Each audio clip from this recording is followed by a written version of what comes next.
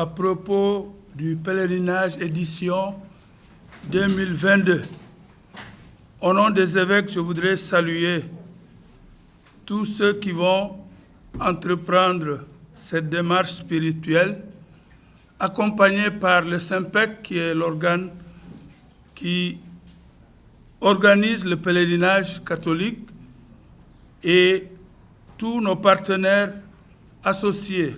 Nous sommes à la veille de notre départ pour l'édition 2022 du pèlerinage, dont le thème est « Pèlerin de la synodalité », en lien avec le thème que l'Église nous propose ces années jusqu'en 2023, pour que, à notre niveau, nous puissions aussi travailler dans nos communautés, dans nos églises, pour vivre ce thème.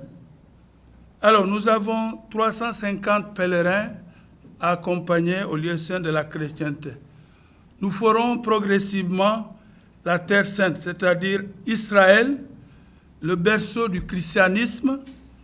Ensuite, nous irons à Rome, où se trouve le premier responsable de l'Église catholique, en l'occurrence le pape François, pour communier avec les autres communautés à la vie de l'Église.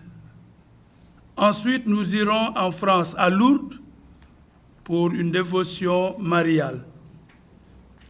Et pour accomplir cette mission, nous sommes entourés des encadrements médicaux, SYMPEC et religieux pour permettre à nos compatriotes et à nos pèlerins de pouvoir avoir toutes les informations qui leur permettront de vivre pleinement ce pèlerinage. Et nous mettons l'accent sur l'aspect religieux pour leur permettre de voir, de vivre et d'incarner les valeurs de l'Évangile en foulant le sol où Jésus a vécu. Et ensuite, ils pourront être dans nos communautés des témoins de ce qu'ils ont vu, de ce qu'ils ont entendu et de ce qu'ils ont touché.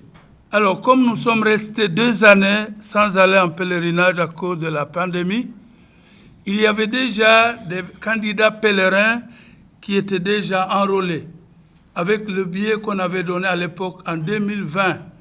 Alors, nous avons maintenu ce billet pour ne pas faire de disparité entre les anciens et les nouveaux, grâce à l'aide que l'État nous a accordée, pour essayer de subventionner la différence.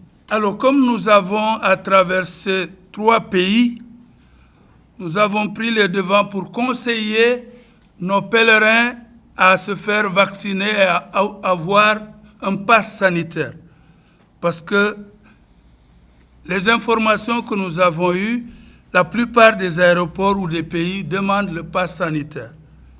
Et comme nous allons en groupe, il est bon aussi de se prémunir pour ne pas mettre en danger l'ensemble du groupe. Voilà, nous avons conseillé fortement le vaccin à tous les pèlerins. Nous allons du 24 août au 13 septembre. 10 jours en Israël, 5 jours à Rome, 5 jours à Lourdes.